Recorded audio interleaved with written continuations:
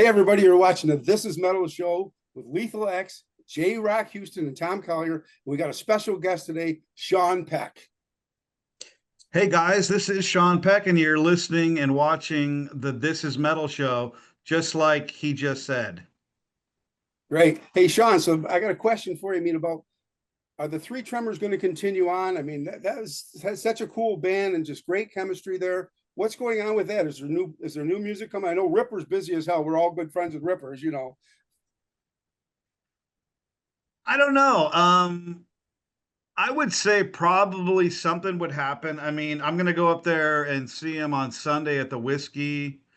I'm kind of just, letting the KK's Priest cycle a bit. When we did, we had a tour for the Tremors and we had to put it on hold because KK's Priest was going to go out the first time, and then that all got derailed, and then we had to like jump start it again when when there was a hiatus. So we understand that's their priority, and now that my drummer is the drummer now too, Sean Elge, they stole all my band members. They stole Ripper, they stole the drummer. I mean, they even asked me to do merch on the tour. I said, if you let me sing 2 songs a night, I will do merch on the tour. And the reason he wanted me to do merch is because when we just did those shows in Texas in February, I sold so much merch for Ripper. He's like, get the Hell Destroyer to sell merch. He's good at it. I'm like, only if I'm singing, like, I don't know. I didn't want to get no Breaking the Law or Living After Midnight either. I wanted some real songs too. But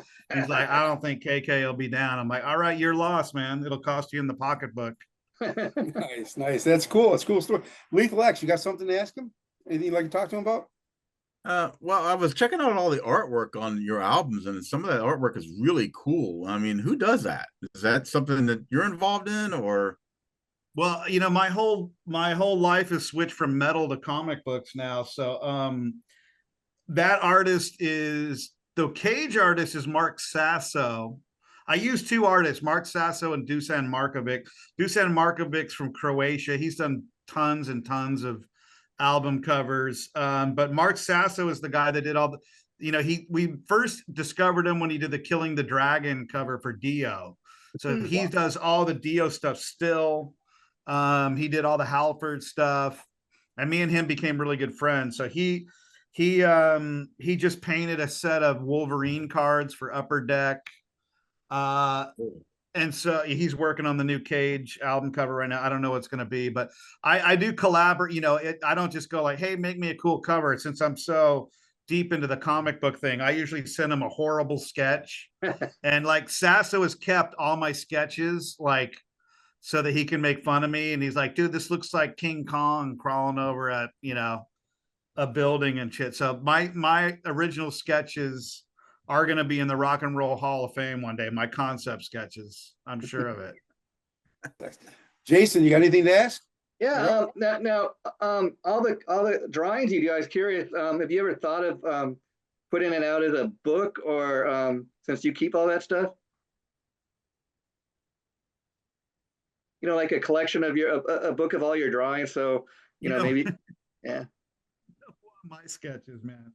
But Sasso, we take his sketches and we usually incorporate them in something. But like the Hell Destroyer album, I was trying to make a comic book. There's a lot of artwork to that. We might be doing, since I'm into this comic book game now, there might be some heavy metal comic book action coming your way. I can't reveal everything, but that's it. It's trending in that direction right now.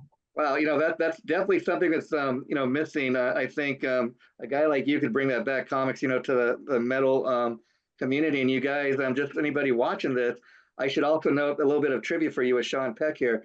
When we transitioned from a radio podcast type of show, he was the very first guest we ever had on This Is Metal. How sick is that? Welcome back. You're a guy that I always think of it when you think of metal, you think of Sean Peck, Rob Halford, Bruce Dickinson. Look at my fern, dude. That is metal right here. Like me and an office fern. Yeah. Okay, Tom, I'm going to send it back to you, my friend. Okay, great. So I just heard you say there's a new Cage album coming out.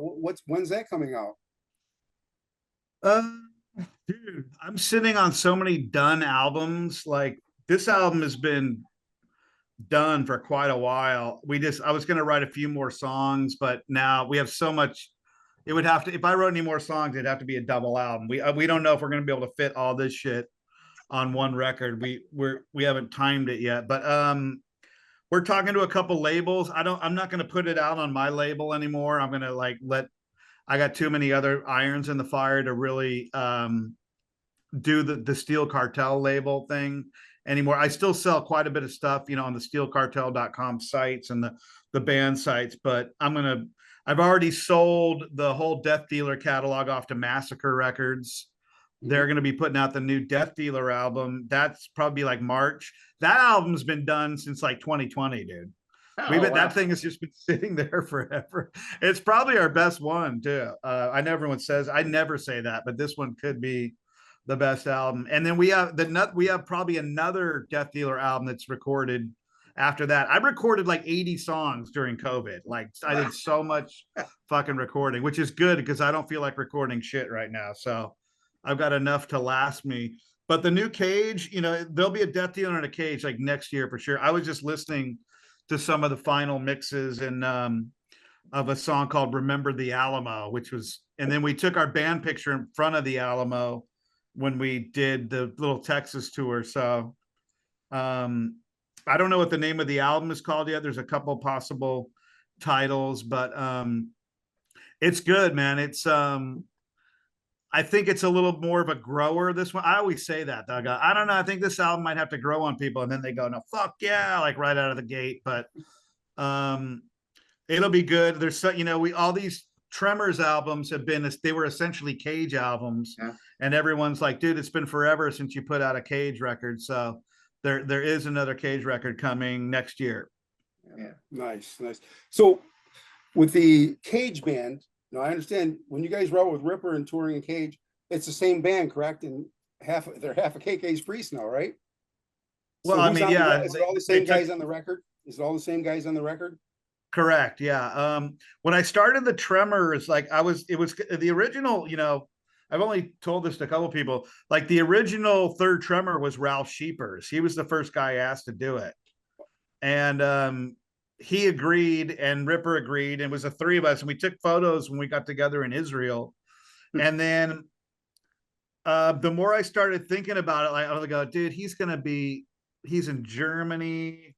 He's got all this Primal Fear shit. I just thought it would be not as easy as when I talked to Harry, and Harry's just like, he fucking go anywhere, do anything at any time. So, and probably Ripper, Ralph and Ripper, my voices, I don't know if they would have sounded a little too much alike. Me and Harry sound alike sometimes too. So anyway, and then I was going to have all these other musicians do it. I had an all-star lineup of musicians. And then I said, I fucking scrapped that idea. And I go, if this ever wants to actually be a play, I want it to be a band, like all these project albums no one gives a shit about once the album comes out. So I wanted to go like, no, this is a fucking band. You're going to see this live. You can invest in putting a patch on your jacket because it's a fucking real thing. We've done over 100 shows as the Three Tremors, Wow.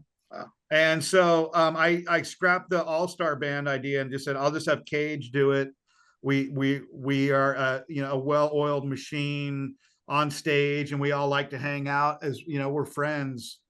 We call each other beyond band music all the time. That's why Sean probably got the job as drumming, because Ripper's like, hey dude, I can tour with this dude. He's cool to hang out with. Not only is he a great drummer, but he's compatible on the road. And that was probably one of the main reasons he got the call. When Ripper called me up, and he's like, dude, do you think Sean would want to do the gig? Like, what's his name? Who was the fucking Les Binks. Yeah, he's like, man, I don't know if I don't want to put the dirt out on the street, but there were reasons why Les wasn't going to do it. Because this will be on Blabbermouth if I say a couple things. But he goes, do you think Sean want to do it? And I go, no, dude, he's got responsibilities in Cage. There's no way he would want to play with KK Downey, dude. He's got serious Cage responsibilities. Absolutely not. That's what selfish people would have done. But I said, I'm like, fuck yeah. And so it was cool. It was like 2 weeks where it was like, Ripper called me up, dude, I'm really trying to push for him. And like, there's these other guys. And it was like back and forth. And then Sean called me up, was like, dude, I got the fucking gig. And we're like, yeah. So and what I think is cool is I've weaseled my way not only into the Merciful Fate fucking lore, but I've also now weaseled my way into the Judas Priest lore. Because if not for the Three Tremors, there is no drummer Sean Elge and KK Priest. So I got my, wherever my personal career is going, I got my hooks in like my two favorite fucking bands. So I can die with a smile on my face as far as my metal accomplishments. Can you guys feel me on that? Oh, sure, sure. Absolutely. Absolutely. Yep. Leaf Lex, you got something? You want to ask him some more questions? Yeah, so do you actually write all the songs, or is there like a collaboration that's going on with that? Because those songs are like really, really good. Well, that's I write all the vocals, all the vocal melody lines, all the lyrics, and I come up with a lot of riffs where I, like the song Hell Destroyer, I came up with so I'll go and hum the riff to the guys, and they'll go, what the fuck are you trying to do? Like, fuck that shit. And I'll like make them get it right. No, it's like not da na na na, it's da na na na. Like, oh, okay. And so I do a lot of that. And then, but other times, Dave will just send me a whole fucking track and I'll go, hey, I like all this, but this fucking riff is garbage. Get it. Don't ever let me hear that riff again. And I'll fucking edit that one out. Back in the day, I would take 2 songs and just fucking mosh them together. And the guitar players would get all fucking pissed off that I bastardized their masterful creations. But my whole thing is like, I come from like, I loved all, not the glam metal, but I like Dokken, Rat, Black and Blue, Helix, like all that killer 80s hard rock that had a lot of hooks, but then I like, the Priest and the Maidens and the Metal Church and Testament and all that shit. So in these, Judas Priest on steroid style, power thrash sometimes that we do, I like to have a hook like in every song. I like to have good vocal melodies. And like there's a song we have for the new Cage, I'm listening to it. I go, dude, this fucking song is just a bunch of parts of bullshit. I'm like, this fucker is going to be bonus track material, because it just wasn't. I go off my own barometer. Like if I get the goosebumps on a song, I'm like, fuck yeah, this is sick. Then I always, what advice do you have for musicians? I'm like, hey dude, write the music to make yourself jam to it that you think is fucking killer. Yeah. And then if somebody else likes it along the way, that's just a bonus. But I'm into, definitely a good hook and that's a priority for me. But yeah, I do write all the songs. I want to take all the fucking credit I can. Fuck yeah, why not? Jason, you got some more questions for him? Yeah. Why do you real 2 things now? You guys may be surprised to learn that Sean shared with me this information in a past interview. Because of his age, like when he first became a fan of metal, the Black Sabbath era that he first became a fan of was the Tony Martin era. And so with that, I would like to ask you, Sean, if you got a chance to get the new box set that's out, focusing on the Tony Martin era. I pre-ordered that fucking thing. I play the shit out of that. The Headless Cross album is just like that's the best Black Sabbath album to me. I don't even think it's fucking close. Yeah. I mean, fucking Nightwing, Headless Cross, Devil and Daughter. I mean, yeah. Yep. Tony Martin, just his tone and his delivery, and he can still sing really good. And even some of his that last album he had is pretty fucking good, actually. So I totally love the Tony Martin era. I know some people like don't even know what the fuck that is, but I'm glad they re-released it because that's, I have some of my new metal friends out here in California. They're like, they don't consider Black Sabbath metal except for like those albums. Like that's kind of where they were heavy metal, and the rest is like doomy whatever. So yeah. The second question is, I'd like you to share with these guys and anybody watching this, could you tell them the kind of the backstory of the Three Tremors? Who were the original Three Tremors? And I was saying like it was, the original Three Tremors, you mean like Halford, Dickinson, and Tate. Yeah. So Yeah, I don't know if it's the Roy Z backstory. I mean, I've told that several times. I just got the audio book of Halford's book, and he's like, I was a little upset when they took our name and out of the metal community. So I was cool. I made his book like, yeah, as much as I love Halford, but sorry, buddy, like you weren't going to make the record, so we had to. I mean, it's the whole reason I did it. I'm like, the Three Tremors is never going to fucking happen. That was one of those And things that was talked about for years, and it never happened, like you said. it's like an urban legend. But I mean, I'm real good friends with Roy Z, so he told me his inside story, and it was basically they were having the meeting with Dickinson and Jeff Tate and his wife was getting all mouthy, and she like asked Roy Z, like, what gives you the basically the credentials to mix this record? And then Jeff Tate said, who the fuck are you? You're not saying shit. And so supposedly they stormed out because Bruce Dickinson called out Jeff Tate's fucking wife for talking trash. And then they talked to Dio, and Dio had all these crazy demands, and they were just like, fuck this. And I guess that's how it all got derailed. But that would have been amazing, of course, to have those legends, but it would have been a different thing. It definitely would have been a different, our shit was like Stu Marshall from Death Dealer said for the first album we put a nuclear bomb in people's ears. So I think people couldn't really, we got a lot of horrible fucking reviews on the first record. But the thing was, and I've never had an album where I had just horrible reviews. I was like the first one. I'm like, look at these motherfuckers. But the cool thing is that we had already done 17 live shows before the album hit and anyone even heard it. Oh, wow. And all 17 shows, we played the whole fucking album in its entirety, 12 songs.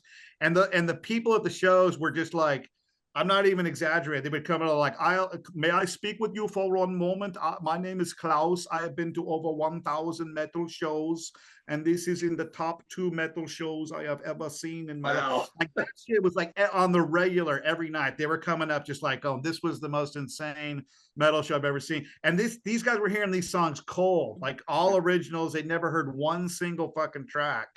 And so I had already gone through 17 shows of people telling me that those songs were the greatest fucking songs they'd ever heard. So these guys giving their reviews saying how shitty it was, like they didn't have much effect on me. I'm like, well, fuck you, Mr. fucking internet guy, because the metalheads that I just played for in fucking Belgium went fucking crazy. So it was an interesting, because we had to delay the release of the record. It was all fucked up because we switched from a Swedish label to my label, because the Swedish label, like, the writing was on the wall, like, you dudes do not have the capacity to handle this. So I just took it back, and we had to delay it, but we already had a tour booked. So we put a nuclear warhead in people's, we released Invaders from the Sky as the first one, which was a mistake because that was just a fucking power speed thrash fucking they call it turkeys in a blender, fucking, it was way too much. And then like the second album, we released a song called Bone Breaker, which is just a da-da-da-da-da-da-da, like a straight ahead. Everyone's like, oh, this is way better. I'm like, it's good, but it's not way better. You just weren't fucking ready to handle, who says in metal it's too much? Like, I was taught in metal, there was never such a thing as too much in metal. That's how my metal guys that brought me up and taught me the fucking ropes and how to wear my leather jacket. Like, metal is supposed to be too much, dude. That's where it's at. Everybody that said it was too much, I was like, there's a bunch of fucking pussies out here now. That's what I said. Okay, Tom, I'm going to throw it back to you. I was curious, Tom, you had a chance to check out some of the songs I sent you. As a songwriter, what did you think of them? I thought they were very well written songs. I mean, I'm a songwriter myself, and it was really, I'm more of a heavy rock, hard rock guy. In fact, I think you were at the Metal Hall when we played there, because I see Ripper had said you were there. I didn't get a chance to introduce myself to you. We only got to hit, we only hit a couple songs out there, but I think the songs are very well written. I think that, like, Cage, I really like the Cage stuff. Just getting a chance to listen. I love the Three Tremors. Ripper and I are very good friends, but some of that Cage stuff, I don't think it got its due. I mean, I don't know how well it did out there, but I think that that Cage band it's got something there. It really does. Well, we were the story is like, we did an album in 98, and it was super old school heavy metal, the first album, Unveiled. And I had this producer guy, and he had all these connections in Europe and all this shit. We put all this money into this record, and like 98 was like the bottom of the barrel for metal, but it was such an old school heavy metal, and there was all the people like us that were just dying for something like that, like when Hammerfall came out with their first album. So that when that record eventually got over to Europe, people were tripping. They were sending me envelopes of cash for the records. These companies, I was like, fuck, dude. This guy, like, he sent me an envelope of 5,000 in cash just through the mail from Germany, and it got lost. And I'm like going, dude, I never got it. Like, and I'm talking to this German guy. He's like, that's got to be there. I'm like, I don't know what to tell you. So he sent another 5,000. I sent him the records, and then the first 5,000 showed up. I go, hey, dude, I got the first envelope. He's like, fuck it, send me more records. So it was like that. And then we got someone